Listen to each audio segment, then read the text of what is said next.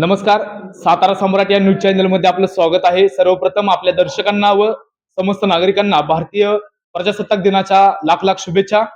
तसेच आपण गेल्या काही दिवसापासून विविध गटामध्ये, जिल्हा परिषद गटामध्ये जाऊन तेथील उमेदवारांशी जी प्रतिक्रिया संवाद साधत आहोत.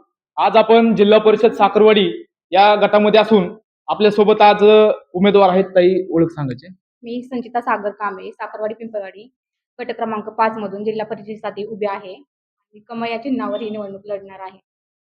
तरी जे तुमचे निवडून आल्यानंतर पहिलं विजन काय असेल? पाणी पुरवठा असेल, दर्जेदार वस्तू असतील, आरोग्य आणि शिक्षणाच्या ज्या व्यवस्था असतील ते सोडवण्याचा आम्ही नक्कीच प्रयत्न करू. त्याचबरोबर तुमच्या गटातील सर्वात मोठ्या आणि प्रलंबित प्रश्न असे कोणते आहेत?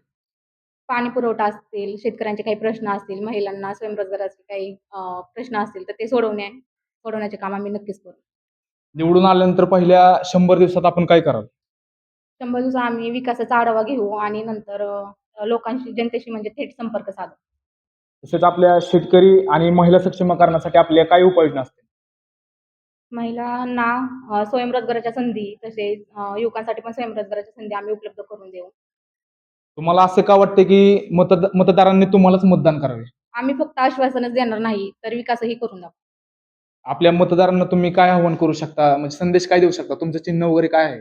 माझं चिन्ह कमळ आहे, तरी सर्वांनी आम्हाला भरभरून कमळ या चिन्हासमोरील बटन दाबून बहुमताने विजयी करा, हे एवढं सांगेल मी त्यांना.